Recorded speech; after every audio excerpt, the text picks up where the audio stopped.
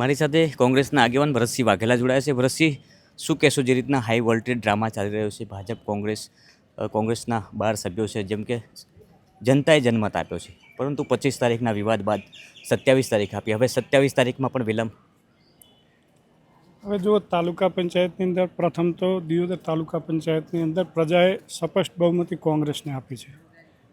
સતત જ્યારથી તાલુકા પંચાયતનું રિઝલ્ટ આવ્યું ત્યારથી ભારતીય જનતા પાર્ટી કેન પ્રકારે અમારા સભ્યોને તોડવા માંગે છે. અને તોડવામાં જ્યારે એ લોકો નિષ્ફળ ગયા ત્યારે એમણે ચૂંટણી અધિકારીશ્રીને કેન પ્રકારે એક હું તો કહીશ કે ચૂંટણી અધિકારીશ્રીએ એમની બિલકુલ ફરજથી વિમુખ થયા છે. અમારા 12 સભ્યો પણ આપે જોયું કે 25 તારીખે પણ મતદાનની અંદર હાજર છે. આજે પણ અમારા 12 સભ્યો, રાજભાઈ, સૌથી અમને દુઃખ વાતનું એ લાગે છે કે રાજ્યની સરકાર, ચૂંટણી તંત્ર, ચૂંટણી અધિકારીએ બિલકુલ માનવતા નેવે મૂકી દીધી છે. આજે એક અમારા તાલુકા પંચાયતના સદસ્ય કે જેમને ડિલિવરી છે, આજે એમને પ્રસવ પીડા અત્યારે ચાલુ થઈ ગઈ છે, છતાં પણ ચૂંટણી અધિકારી ચૂંટણી કરવા નથી માગતા. અમારા એક ચૂંટાયેલા સભ્ય, મહિલા સભ્ય, હાલે લેખિતમાં પણ આપ્યું છે કે ભાઈ મને પ્રસવ પીડા ચાલુ થઈ ગઈ છે, તો તમે 3 વાગ્યા પહેલાં ચૂંટણી કરાવો. ભારતીય જનતા પાર્ટી અને એમના મિલીભગતથી અધિકારીઓને એવું છે કે કેન પ્રકારે અમારા સભ્યો આમાંથી ડિલિવરી પ્રસંગ થાય તે વિમુખ રહે એટલે 11 સભ્ય થાય. બધી કોશિશ કરશે, પરંતુ અમે એ કોઈ પણ કોશિશને સફળ થવા નહીં દઈએ. અને હજી પણ અમે વહીવટીતંત્રને વિનંતી કરીએ છીએ કે તમે નિષ્પક્ષ ચૂંટણી કરાવો. હજી પણ અમે કાયદાનું સન્માન કરીએ છીએ. હજી પણ અમને વિશ્વાસ છે કે ભાઈ પ્રજાએ જે જનમત આપ્યો છે, અને આજે લગભગ 100 સુધી અમે નામદાર કોર્ટમાં 3 વાગ્યા પછી અમે પિટિશન પણ દાખલ કરી દઈશું. એટલે હવે ફરીથી પણ એમને જે કરવું, અત્યારે પણ અમને જાણવા મળ્યું છે કે ચૂંટણી અધિકારી જે કાછડ સાહેબ છે એ તો પાલનપુર સિવિલ હોસ્પિટલમાં એડમિટ થઈ ગયા છે. તો સિવિલ હોસ્પિટલમાં એડમિટ થયા હોય તો શું પ્રસૂતિ પીડાથી વધારે પીડા એમની છે? બિલકુલ નથી. એમણે કહી શકાય કે છેલ્લી માજા મૂકી દીધી છે. એમ કે મર્યાદા કાયદાના એક રક્ષક છે, ડેપ્યુટી કલેક્ટર છે, એસડીએમ છે, ચૂંટણી અધિકારી છે. ચૂંટણી અધિકારી જ્યારે આટલી છેલ્લે પાયરીમાં બેસી જાય ત્યારે વહીવટીતંત્ર પાસે હવે અમને કોઈ અપેક્ષા નથી. છતાં પણ અમે 3 વાગ્યા સુધી હજી રાહ જોઈએ છીએ. નવા કોઈ ચૂંટણી અધિકારીની નિયુક્તિ અમે વિકાસ કમિશનરને પણ, અમારું એક પ્રતિનિધિ મંડળ અત્યારે ગાંધીનગર ગયો છે, એમણે પણ ત્યાં વિકાસ કમિશનર જોડે પણ અત્યારે અમારે રજૂઆત ચાલુ છે. 3 વાગ્યા સુધી એ શું નિર્ણય કરે છે એના પછી આગળનો અમે સ્ટેન્ડ લઈશું. જે વિસ્તારમાં ચર્ચા થઈ રહી છે લોકશાહી મારી પરવડી હોય. બિલકુલ. આજે તો દિયોદરની જનતા તો એવું જ અનુભવી છે કે લોકશાહી નથી. પ્રજા તો એવું કહે છે કે આના કરતાં રાજાશાહી પણ સારી હતી. રાજાશાહીમાં પણ લોકોને પોતાનો મત વ્યક્ત કરવાનો અધિકાર હતો. એક ડિલિવરી પ્રસંગ હોય, ગમે તેવા પક્ષીઓ, આજે અમે કહીએ છીએ કે જો આવો પ્રસંગ હોય તો અમે અમારી સત્તા પણ છોડી દઈએ, પણ આટલા છેલ્લા પાયરે ન બેસીએ. એવી હદ સુધી ભારતીય જનતા પાર્ટીની સરકાર અને વહીવટતંત્ર, એમાં પણ અમારો અત્યારે સીધો ટાર્ગેટ છે કે આ બધી પ્રક્રિયાની અંદર કોઈક ને કોઈક મોટા રાજકીય મોટા માથાઓ પણ ઇન્વોલ્વ થઈ ચૂક્યા છે. પ્રજા એમને જવાબ આપશે. પ્રજાએ 12 સભ્યો ચૂંટ્યા એટલે કોંગ્રેસને બહુમતી જનમત તો આપ્યો છે, એમના તો 10 જ છે. એટલે આજે જે રીતના 12 સભ્યો તમારા અકબંધ છે, તો ભવિષ્યમાં બી ક્યારે એ લોકોની તો અહીંયા પંચાયત બનવાની નથી, તો પછી આ વિલંબ કેમ? રાજભાઈ, તમે જોઈ શકો છો કે એમને કેન પ્રકારે સત્તા જુએ છે.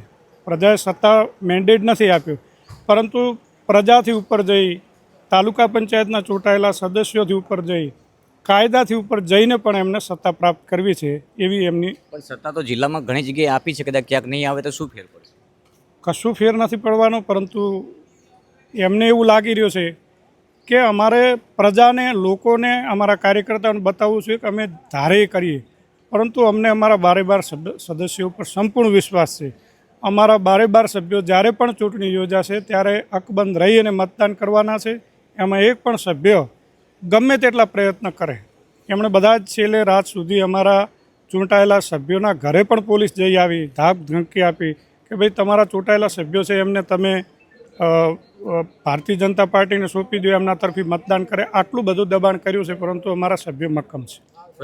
જે પ્રકારે 10 સભ્યો ઉપર ફરિયાદ દાખલ કરવામાં આવી છે, એમાં કેટલાક જાગીરદાર સમાજમાંથી આવે છે, એ એવા સમાજમાંથી આવે છે કે એ લોકો પાસે જનતાને અપેક્ષા હોય છે ને ઘણા એવા ઇસ્યુ બન્યા છે કે જે એમને પોલીસ સુધી નથી જવા દેવા. જેમ કે એ તમારા પરિવારનું ઘર હોય, અહીંયા દિયોદર જાગીર હોય, તો એ પરિવાર એવા છે કે નાની પ્રજા કંઈક અંશે પીડાતી હોય તો સૌથી પહેલાં આપના દરવાજા ખટખટાવે છે ને ત્યાં તમે એ આખું સોલ્યુશન લાવતા હોય છો.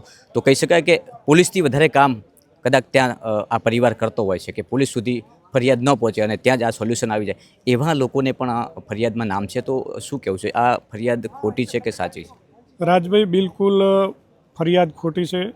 જ્યારે તાલુકા પંચાયતની ચૂંટણી અધિકારી કાછડ સાહેબે રદ કરી ત્યારે અમારા પૂર્વ ધારાસભ્ય શ્રી શિવાભાઈ ભુરિયાને મેં બંને વ્યક્તિગત એમને વિનંતી કરી હતી કે બારે હજારોની સંખ્યામાં લોકો છે, તમે જે રીતે લોકશાહીનો ગળો દાબી રહ્યા છો એના સામે લોકોનો આક્રોશ છે. તો આપ યા તો ચૂંટણી કરાવો અથવા તો આપ જ્યાં સુધી પ્રજાજનો લોકો અહીંથી ન નીકળી જાય પછી આપનું અહીંનું તાલુકા પંચાયત છોડજો. પરંતુ એમને લોકોને ઉશ્કેરવાતા ત્યારે પણ પ્રાંત ઓફિસર બીભત્સ શબ્દ બોલીને બહાર નીકળ્યા હતા. એ કદાચ વિડીયો વિઝ્યુઅલમાં નહીં હોય પરંતુ અમે સાંભળ્યા. હવે જે લોકોએ પ્રજાએ તો એમને હાથ પકડીને અંદર લઈ ગયા છે, કોઈ એમના ઉપર મારકૂટ નથી કરી. ક્યારે પણ કોંગ્રેસના આગેવાન કાર્યકર્તા કોઈ દિવસ કાયદો હાથમાં નથી લેતો. અમારા કોઈ પણ કાર્યકર્તાએ એમના ઉપર હિંસક હુમલો નથી કર્યો. 307 જેવો ગંભીર ગુનો કે માથામાં ઈજા હોય, ડૉક્ટરનું સર્ટિફિકેટ હોય ત્યારે આવા કલમો લાગુ થતી હોય છે. માત્ર તમને એક શર્ટ ફાટ્યું, કદાચ એ પણ આપ જુઓ વિઝ્યુઅલમાં જુઓ કે પોલીસ કોર્ડન કરી રહી છે ને ક્યાંક એ પોલીસનો એકાદ દંડાના કારણે એમનો શર્ટ ફાટ્યો છે. એમાં અમારા કોઈ કાર્યકર્તા એમના ઉપર હુમલો નથી કર્યો. અમે સીસીટીવી કેમેરા પણ લેવાના. 1-2 અમારા સભ્યોના તો એવા ખોટા નામ લખાયા છે, એ તો સીસીટીવી કેમેરામાં એમના દુકાનોમાં પોતે ધંધો કરી રહ્યા છે. આ બધી વાત લઈને અમે નામદાર હાઈકોર્ટમાં પણ જવાના છીએ, ક્રોસ કરવાના છીએ. આ માત્ર ભાજપના કહેવાથી એફઆઈઆર કરી છે. ચૂંટણી અધિકારી આજે માત્ર ભાજપના એજન્ટ થઈને કામ કરી રહ્યા છે. આજે પણ કદાચ રદ થશે તો કોંગ્રેસ કેવો નિર્ણય? આજે પણ અમને તો એવું જ લાગે છે કે એમણે જ્યારે ચૂંટણી અધિકારી તરીકે 11 વાગ્યાનો સમય આવ્યો ત્યારે પણ હાજર નથી રહ્યા. અત્યારે પણ પાલનપુર સિવિલ હોસ્પિટલમાં છે. એટલે મને નથી લાગતું કે નિષ્પક્ષ ચૂંટણી કરાવી શકે. અને હાલ તો અમને શંકા જ છે, પરંતુ 3 વાગ્યાનો સમય આવ્યો છે. 3 વાગ્યા સુધી અમે પણ રાહ જોઈએ છીએ. પછી અમે પણ કાયદાકીય રીતે આગળ વધશું. આભાર અમારી સાથે જોડાવા બદલ. તો હતા કોંગ્રેસ આગેવાન ભરતસિંહ વાઘેલા, જેમણે સ્પષ્ટ કહ્યું છે કે આ બિલકુલ ખોટું થઈ રહ્યું છે. એમાં વિશેષ એક દુઃખની વાત એ કરી કે જે 12 સભ્યો છે એમાં એક સભ્ય જે મહિલા છે એમને પ્રસૂતિ પીડા છે, આજની તારીખ આપેલી છે. એટલે માનવતા ગુમાવી હોય એવા દ્રશ્યો અહીંયા સામે આવી રહ્યા છે. અને આવું બોલવામાં મને તો કોઈ સંકોચ નથી. ખરેખર આ ખૂબ જ દયનીય સ્થિતિ અત્યારે એટલા માટે છે કે જે નાયબ કલેક્ટર ચૂંટણી અધિકારી છે એમની તબિયત ખરાબ થઈ છે અને એ એવું જણાવી રહ્યા છે કે પાલનપુર સિવિલમાં એડમિટ છે. પણ એ એડમિટ છે તો એમની તબિયત અહીંયા પ્રસૂતિમાં જે બેનને પીડા થાય એટલી તો ખરાબ નથી ને. તો આ કઈ હદ સુધી માનવતા, મારી પાસે શબ્દો જ નથી બોલવા માટે. હું સ્પષ્ટ વક્તા છું, મને કોઈ શરમ સંકોચ લાગતું નથી ત્યારે હું આવા શબ્દો બોલું છું કે અહીંયા જ્યારે પ્રસૂતિ પીડામાં મહિલા અહીંયા ડૉક્ટરોની ટીમ સાથે જો હાજર રહી શકતી હોય તો પછી ચૂંટણી અધિકારીને હાજર રહેવામાં શું વાંધો છે? આવા અનેક સવાલો અત્યારે માત્ર ભાજપ કોંગ્રેસના કાર્યકરો નહીં, વિસ્તારની જનતા પણ સવાલો કરશે, આગામી સમયમાં કરશે, અત્યારે પણ બહાર કરી રહી છે અને ભવિષ્યમાં પણ કરશે.